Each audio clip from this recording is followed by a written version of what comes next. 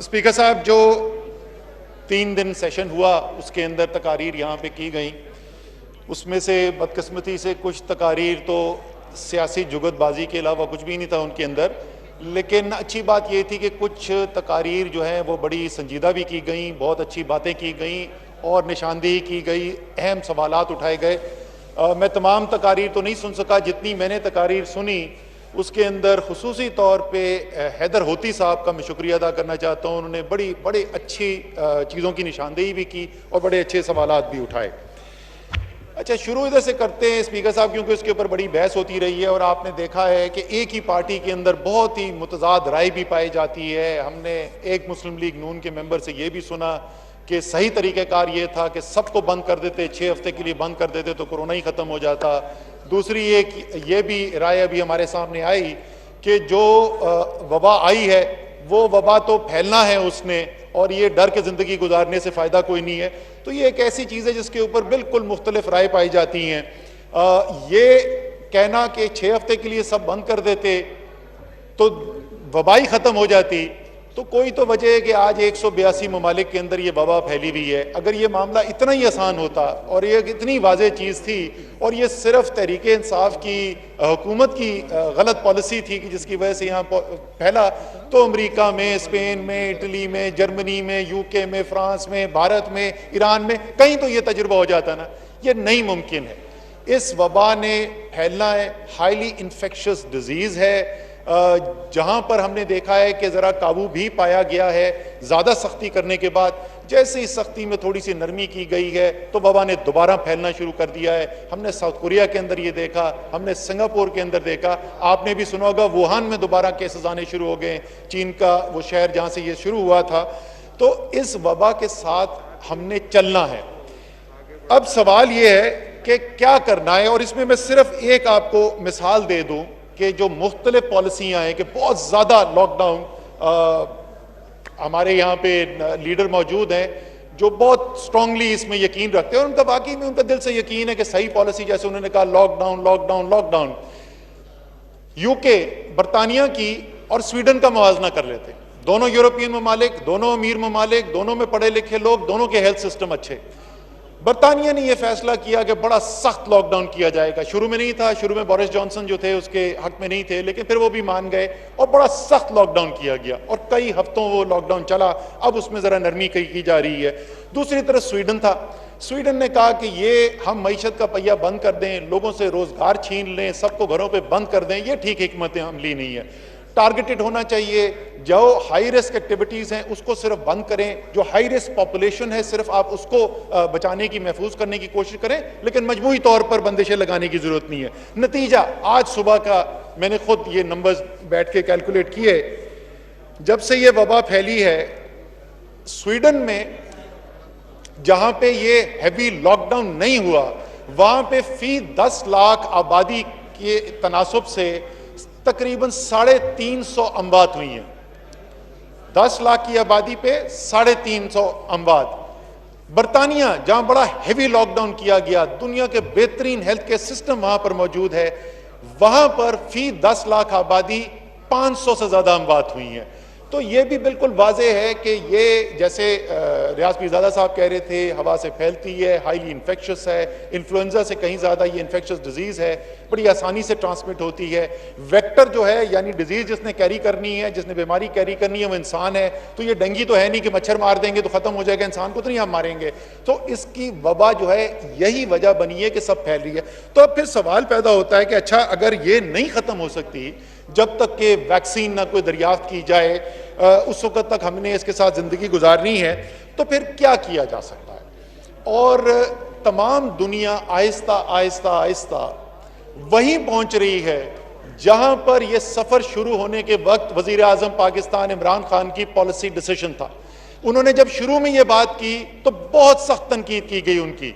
उन्होंने कहा कि मुझे खौफ सिर्फ वबा के फैलने और उससे अमवात का नहीं है, मुझे इस बात का भी खौफ है कि जो बंदिशें लगाई जाएंगी उससे जो भूख में इजाफा होगा, जो अफलास बढ़ेगा, जो बेरोजगारी बढ़ेगी, जो माशी बदहाली आएगी, खास तौर पे पाकिस्तान के गरीब की और पाकिस्तान के सफेद पोश मुतवस्सित तबके की, और ये पाकिस्तान की आबादी का कोई छोटा हिस्सा नहीं है। ये शायद जो बहुत अमीर ममालिक हैं उनका ये छोटा हिस्सा हो, लेकिन पाकिस्तान की आबादी का ये 2/3 से ज्यादा हिस्सा है। जैसे कि पाई जो Pakistan institute of development economics है, उन्होंने रिसर्च जब की तो अंदाजा ये लगाया कि तकरीबन 1 करोड़ से 1 करोड़ 80 लाख खानदान जो है उनकी आमदनी में जो है वो या मुकम्मल तौर पे खत्म हो गई या उसमें काफी हद तक कमी आई है, इस बेरोजगारी की वजह से, जो बंदिशों की वजह से आई है। तो जो हम आपको पहले दिन से कह रहे हैं कि तवाज़ुन की जरूरत है, आपने अपने लोगों को माशी बदहाली से भी बचाना है, उनका रोजगार छीनने से भी बचाना है, उनको जो तमाम मसाइल माशी बदहाली से आते हैं उनसे भी उनको बचा कर रखना है, और साथ साथ कोशिश ये करनी है कि वबा ऐसे ना फैले कि आपका सेहत का निज़ाम मफलूज हो जाए। यही आपको नजर आ रहा है अब दुनिया के अंदर। लोग कहते हैं जी वो पीक से ऊपर नीचे आ गए थे तो इसलिए वहां पर आसानियां पैदा की जा रही हैं। पहली तो अमेरिका में ये नहीं हुआ, रशिया के अंदर ये नहीं हुआ, भारत के अंदर ये नहीं हुआ। ये तमाम वो मुल्क हैं जहां पे पीक क्रॉस नहीं हुई थी, जहां पे कई केसेस के अंदर इजाफा हो रहा था और उन्होंने आसानियां पैदा करनी शुरू की। क्यों? क्योंकि उनको वो नजर आना शुरू हो गया जो इमरान खान 2 महीने पहले देख रहे थे, जो उनको नजर आ रहा था कि ये मेरे मुल्क के कमजोर तबके के साथ होना है। तो इसके बावजूद कि मिसाल सिर्फ अगर मैं अमेरिका की ले लूं कि एक दिन के अंदर तकरीबन 2500 से 3000 लोगों की मौत वाक़या हो रही थी, 40 रियासतों ने अमेरिका के अंदर यह फैसला किया कि उन्होंने लॉकडाउन के अंदर नरमी करनी है और लोगों को वापस रोजगार पर जाने का मौका देना है। अब हमने यही जो हमारी सोच थी, पाकिस्तान के हमने आदादो शुमार सामने रखे, किस तरीके से पाकिस्तान में ये वबा फैल रही है उसको सामने रखा, और अपने सूरत हाल को देख के, ये मैं पहले भी बोल चुका हूं, इस बात पे हमें कोई शर्मिंदगी नहीं है, हम मगरिब की अंधी तकलीद नहीं करते हैं सिर्फ इसलिए कि कोई चीज यूरोप में हो रही है, बरतानिया में हो रही है, अमेरिका में हो रही है, हम आंख बंद करके नहीं करेंगे। और मैं आपको बताऊंगा कि किन लोगों की मदद से हम फैसले कर रहे हैं, और आपको फख्र होगा, बहैसियत एक कौम फख्र होगा कि पाकिस्तान के अंदर वर्ल्ड क्लास एपिडेमियोलॉजिस्ट भी मौजूद हैं, यानी वबाई बीमारियों के अमराज के जो एक्सपर्ट्स हैं वो भी मौजूद हैं, और world class data scientist, artificial intelligence के एक्सपर्ट्स भी मौजूद हैं। उनकी मदद से हम ये काम कर रहे हैं।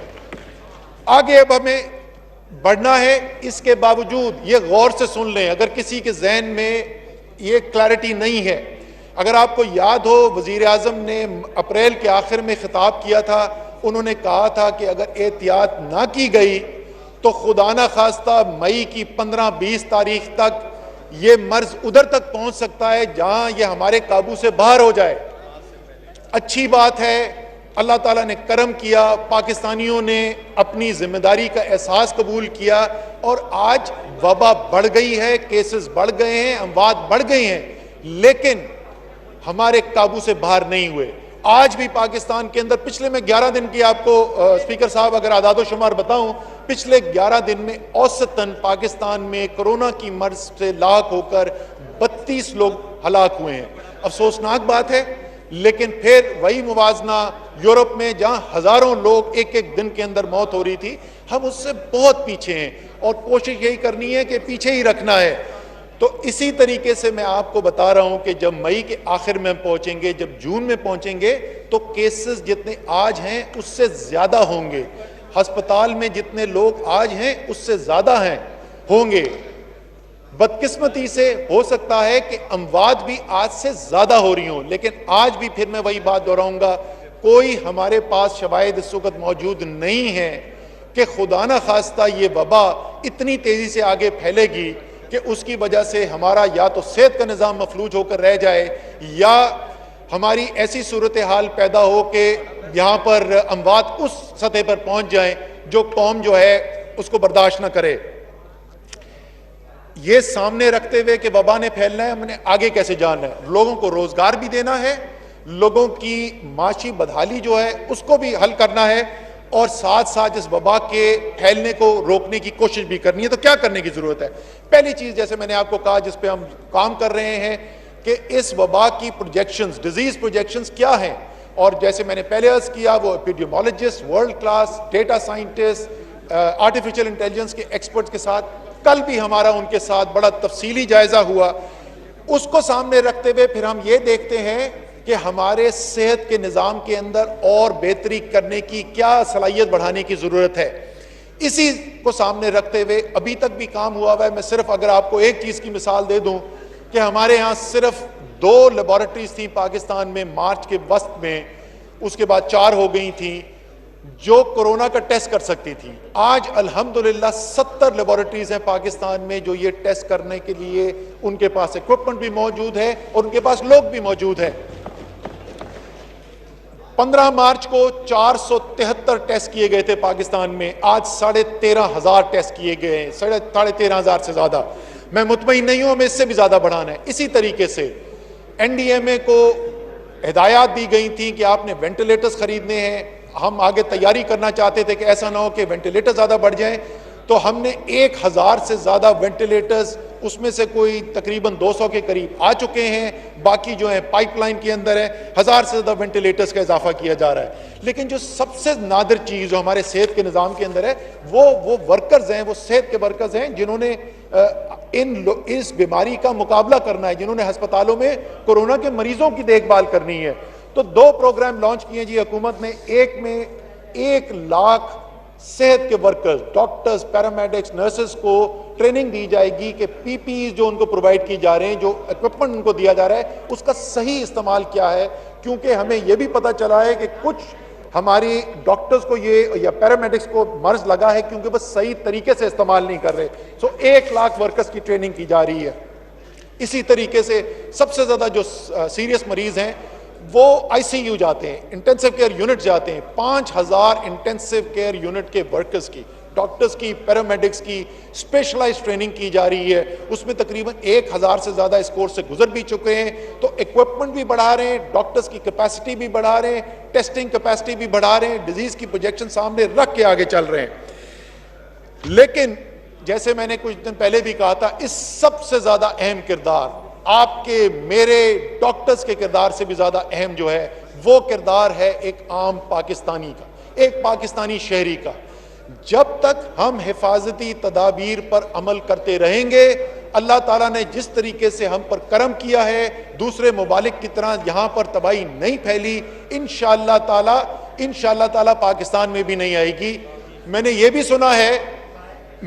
सुना है कुछ लोगों को एतराज करते हुए, खास तौर पे कुछ अंग्रेजी के अखबार वाले जो हैं, वो कहते हैं जी इनकी तो उम्मीद जो है, इनकी स्ट्रेटजी ये hope and a prayer.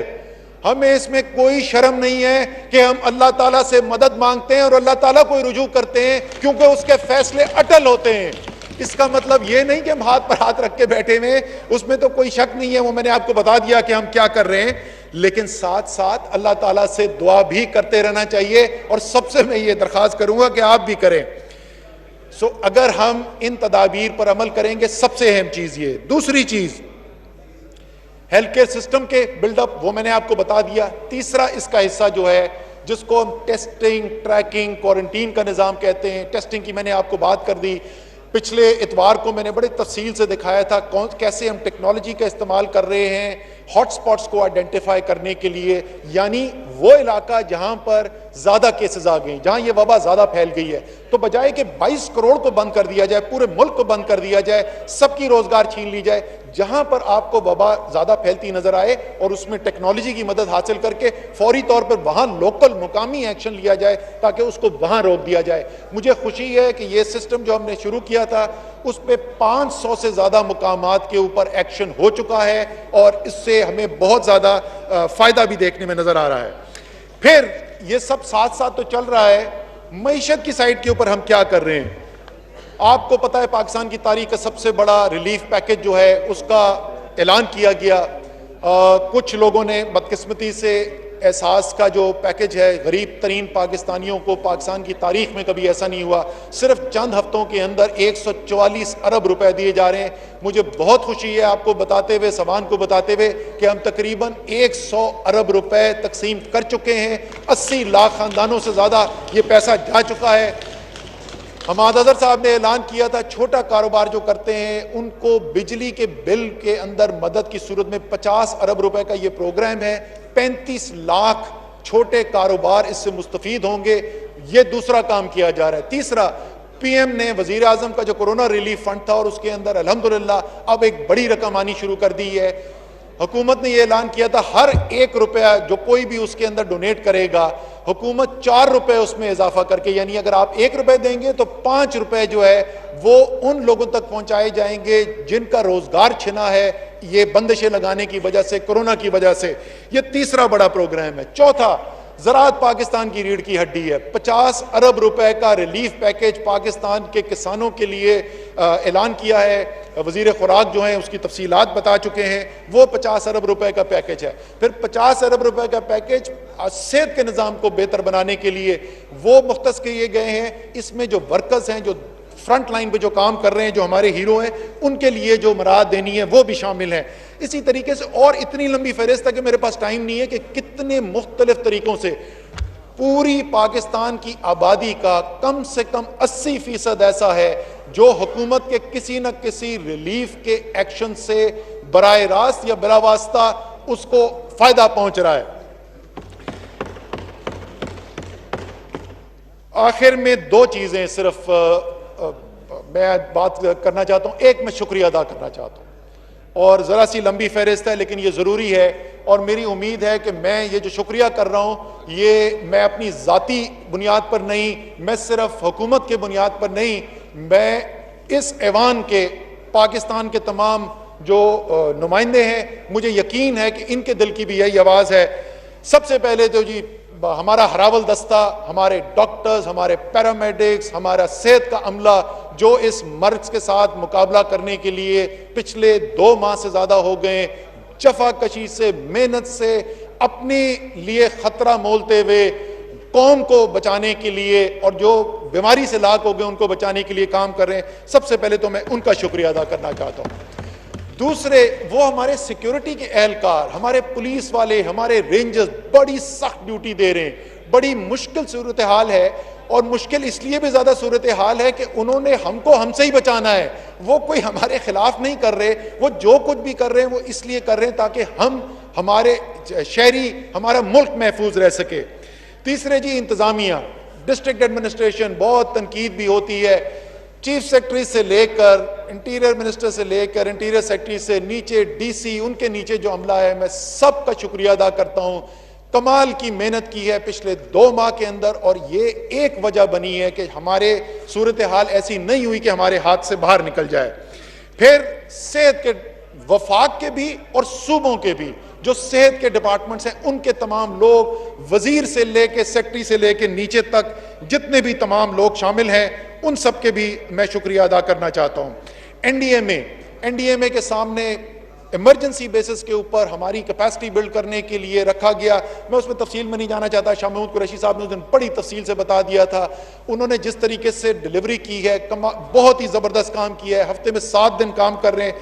NCOC का स्टाफ जी, वो जाहिर है मैं उनके साथ बराह रास्त काम करता हूं। स्पीकर साहब, आपको पता है 31 मार्च से उनकी छुट्टी नहीं हुई है। वो 7 दिन हफ्ते में काम कर रहे हैं, सुबह से लेकर रात तक काम हो रहा है। मैं उनका शुक्रिया अदा करना चाहता हूं। Field army officers and jawans, इस वक्त तमाम कोर्स मोबिलाइज्ड हैं आपकी इस एफर्ट को सपोर्ट करने के लिए। हजारों इस वक्त हमारे फौज के एहलकार जो हैं वो सपोर्ट कर रहे हैं, मुख्तलिफ इसके एस्पेक्ट्स हैं जिसके अंदर सपोर्ट करें, मैं उनका शुक्रिया अदा करना चाहता हूं। वफाकी हुकूमत और सूबाई हुकूमत की दूसरी मिनिस्ट्रियां, एग्रीकल्चर है, हमारी इंडस्ट्रीज है, एनर्जी है, मैं किसी का नाम मिस कर दूंगा, एविएशन है और जितने हमारे महकमे हैं, इन लोगों ने जो सपोर्ट प्रोवाइड की है। लेकिन सबसे ज्यादा मैं जो शुक्रिया अदा करना चाहता हूं और जिसको मैं खराज तहसीन पेश करना चाहता हूं, और मैं उसको खराज तहसीन पेश करना चाहता हूं जिसको हम बहुत कम समझते हैं, जिसको हम समझते हैं ये पढ़े लिखे नहीं है, जिसको हम समझते हैं कि ये अपनी हिफाजत नहीं करना चाहते, वो है पाकिस्तान के अवाम। हमने जो फैसले किए, क्या 100% उसके ऊपर अमल दरामद हुआ है? नहीं हो सका। लेकिन पाकिस्तान की अवाम ने एक दफा फिर दिखाया है कि जब मुल्क का मफाद, सिर्फ जात का नहीं, जब मुल्क का मफाद हो तो वो अपने ऊपर कितनी मुश्किल लेने के लिए तैयार हैं। तो मैं खराज तहसीन पेश करना चाहता हूं पाकिस्तान के हर शहरी को। आखिर में मैं सिर्फ ये बात करूंगा कि स्पीकर साहब, इंशाअल्लाह ताला ये वक्त भी गुजर जाएगा। अल्लाह ताला इम्तिहान लेता है अपने लोगों के, ये वक्त भी गुजर जाएगा। लेकिन कामयाब होके हम जब निकलेंगे इससे, जब हम मिलकर इसके अंदर काम करेंगे, एक कौम बनकर काम करेंगे। और उसमें मैं सिर्फ खुशखबरी, और आखिरी में शुक्रिया उनका भी करूंगा, खुशखबरी आपके लिए ये 7 बजे से 11 बजे तक की जो खबरें होती हैं ना, उसको देख के ऐसे लगता है घमसान की जंग चल रही है। कुछ माजरत के साथ पिछले 3 दिन जो तकरीरें हुई उसमें भी ऐसे ही, लेकिन हकीकत में जहां फैसला साजी हो रही है, जहां जमीन पर काम हो रहा है, वहां पाकिस्तान की सूबाई हुकूमतें, पाकिस्तान की वफाकी हुकूमत जो है वो एक बनकर काम कर रही हैं। पाकिस्तान के सूबों के अंदर, आजाद कश्मीर के अंदर, वफाक के अंदर 4 मुख्तलिफ सियासी पार्टियों के इस वक्त लीडर्स उनको लीड कर रहे हैं। सिंध के अंदर पीपल्स पार्टी के वजीर आला हैं, बलूचिस्तान अवामी पार्टी के चीफ मिनिस्टर बलूचिस्तान के अंदर है, AJK के अंदर कश्मीर में और गिलगित बल्तिस्तान में मुस्लिम लीग नून के हैं, खैबर पख्तूनख्वा, पंजाब और वफाक में तहरीक इंसाफ की हुकूमत है, एक बनकर काम कर रहे हैं। मैं उनका शुक्रिया अदा करना चाहता हूं। बहुत क्लोज कोऑर्डिनेशन से काम हो रहा है और इंशाअल्लाह ताला जैसे अल्लाह ताला ने पहले करम किया है, इस मुल्क को निस्बतन महफूज रखा है। वो जो खदशा था हमें कि शायद खाने पीने की चीजें कम पड़ जाएं, वो निजाम जो है वो भी बहुत अच्छे तरीके से चला है। यूटिलिटी स्टोर्स ने बड़ा जबरदस्त काम किया है। इंशाअल्लाह ताला कौम की दुआएं साथ रहेंगी, सब मिलकर काम करेंगे, अल्लाह ताला से दुआ मांगते रहेंगे, इंशाअल्लाह ताला कामयाबी होगी।